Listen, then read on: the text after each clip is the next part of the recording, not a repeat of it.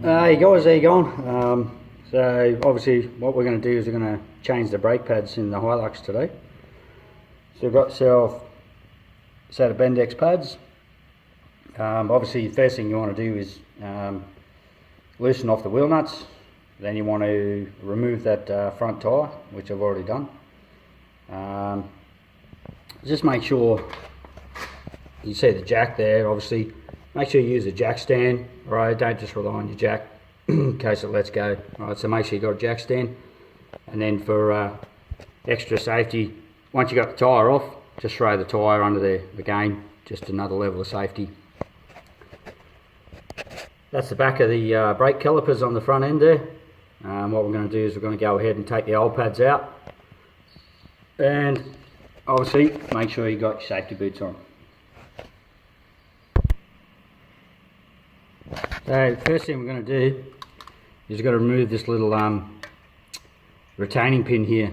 So it goes through both the pins, top and bottom pins, which is basically what holds your brake pads in.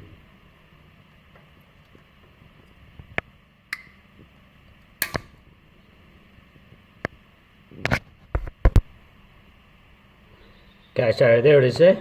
It just has straight ends, right? And then obviously the little hook hooks over the little recess there. Alright, so that's the first thing to come out. So all I do is, basically what I do is I lay it down on the ground as if where I'd taken it out. Alright, so it's going to go back in obviously the same spot, back through the same pins. Okay, next thing I'm going to do is going to remove the top and bottom pins. Okay, so once you remove the top and bottom pins, okay, and that'll release this little circlip here. Again, I'll just lay it out on the ground so I remember, you know, obviously which way it goes. You can pretty much only go one way anyway. Whilst you're in here, and obviously you've got the tyre off, just check your rotors, alright? Obviously if they're, you know, deeply scarred and burred and that sort of thing, you might want to think about replacing your rotors. You know, as most people recommend, you know, change your pads, change your rotors, but you know, these are fairly tidy, so I'm not going to worry about that. I'm just going to change the pads. So the next thing we're going to do is you can grab like a screwdriver, or I just use like little multi grips there. I'm just going to pry that apart, push the pistons back so that way we can take the old pads out. So there, old pads are out. There's a wear mark, so got money's worth out of them versus new pad. And now you can see the in the case of this is a 2005 Hilux, you see the pistons there. Sometimes you get like a bit of sandpaper and just give them a tidy up, just take some of the rust and that out of them. Now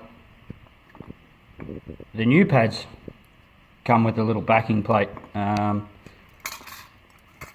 as I took mine out, basically I have two backing plates, so you can see obviously where the pistons are working on the backing plate there, and then I've got like a little vented one, so you know, put it up against the new ones. So what I've decided to do is keep the old backing plates and just utilise them on the new pads. Might as well, you know, that's the way Toyota wants to do it, so we'll stick to that. So next thing we've got to do is basically, obviously the old pads are well worn, so you're going to need some extra space to actually squeeze the new pads in there. So all I do is set a multi grips on the outside, and then what we're going to do is just continue to squeeze them pistons like right back into their recess, that way you can get the new pads in. Okay, so you need to squeeze all them back. Now depending on the size of your reservoir, obviously up in the engine bay there, you may have to remove the cap and maybe get a syringe and remove some of the brake fluid, and then you can replace that later. This one I've already done the other side, so this car seems to be fine. The reservoir is big enough to, you know, take up the fluid that I'm pushing back into the reservoir. So I'll continue to push them back, and then we'll slide the new pads in. Okay, new pads in.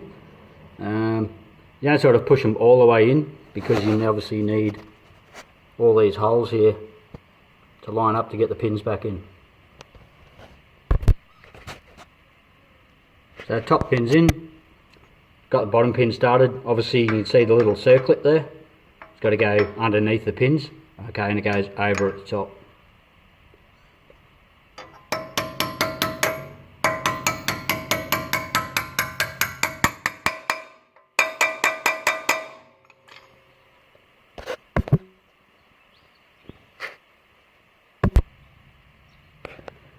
There we go, retaining pin back in, okay, and then this clip here, okay, I see over the top pin and under the bottom. Just make sure, obviously when you knock it through, just make sure it's nice and central. New pads are in. Obviously what I'll do now is I'll just go back and just pump the brake pedal, and that'll push the pistons back out. Okay, and then obviously that'll bring the level of the brake fluid in the reservoir back down to normal, and obviously you're going to have a hard brake pedal once and next time you take off. From here, obviously put the tyre back on, let the jack stand down.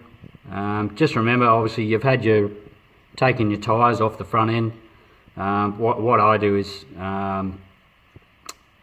write down the odometer as it stands now, add 50 k's, and then basically I put a little note, okay, or make a reminder on my phone. So after 50 k's, and I'm going to recheck the wheel nuts and do them up. So you probably saved yourself about $200 there, just replacing your own set of brake pads. So I hope this is handy for someone out there that's looking at changing their brake pads. It's quite easy to do. All you have to do is just remember the steps and just make sure you use your jack stand, alright, and for added safety, whack your tyre underneath the chassis. No worries, thanks very much, bye.